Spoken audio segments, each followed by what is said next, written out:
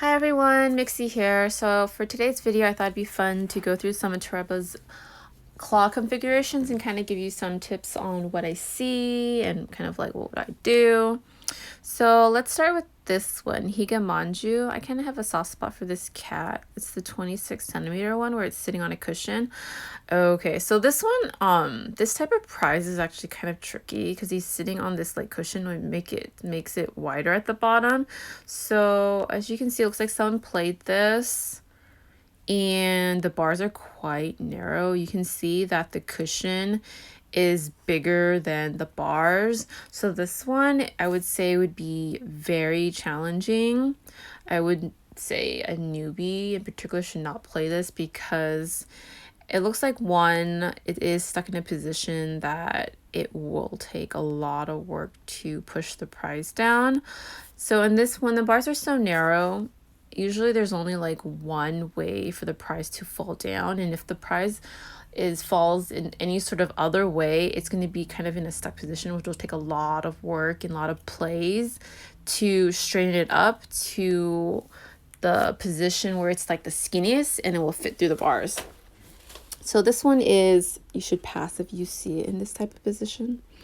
So let's check out another one. Let's say here are the Chalk's head plushies, head cushion plushies. Okay, so this one looks like it's from Setup 2. They are in like the double bars and multi bars, which I really like. The claw is the skinny ones. So the super skinny ones, I find like they're generally weaker, and usually I only use one side of the claw to move the prize, which kind of looks like someone just moved the white one over to the left a little, and generally they're not strong enough to like lift. Generally, of course, not all the time. Sometimes like you'll have these crazy strong claws.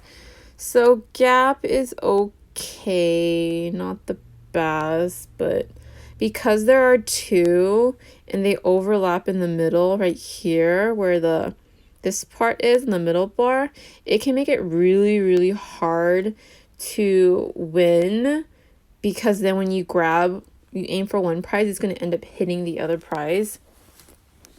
So this one's definitely close to setup. I wouldn't advise playing it, not until like I'd say the back one moves further away from this white one.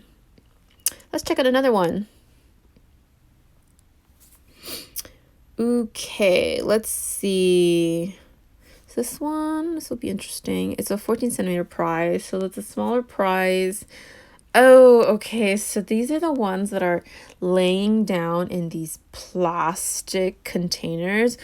I really don't like this setup. I've only won, I think, one prize using this setup where it's in this super clear plastic, and it's like, looks like it's barely holding on the bars, but the claw, usually from every time I've seen it, these are these pincer little claws that don't really grip, and you have to have like really good accuracy at aiming for the edges, so either the top edge or the bottom edge, and you have to rotate it. So it looks like someone did play this. Usually they start out completely vertical and you have to rotate it and make it fall through the bars. So this one you have to be pretty precise on aiming for these corners so that you can rotate it and have it drop through the bars. This is definitely not for a beginner.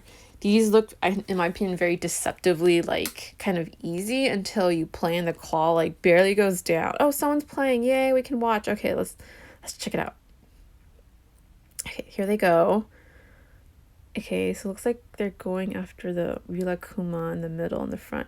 And you'll see it like barely does anything. Like you generally can't lift these in the middle. You have to like really aim for the corners on the top to move it. So hopefully that helped. Those are very tricky. Let's check out one more machine. Okay, so let's see. Someone's playing this one. Let's check out the Pokemon. Okay, so let's see what this one is. Oh, I call this the floating box. I am not a fan of these. I occasionally have won it when there's a small prize in the middle, but it's like depending how high these, let's see what they're going for. I think they're going to try and hook the ear, and there's so much glare. What are they doing? Picking it up, and then it'll just release it. Okay, so if you can grab it to stand up and have it fall forward, that'd be great. But definitely the claw starting position is very close to the left side, so you have to keep that in mind, that you can't pull too far out if it stands up and it doesn't fall. So this one, the barriers on this box are pretty high. You know, I guess it's kind of what goes without saying almost, that like the higher that these bars are, the harder it's going to be to win the plush. So this one I am not a fan of. This is like can be pretty difficult in setting the plush up so that you can pull it off into one of the sides.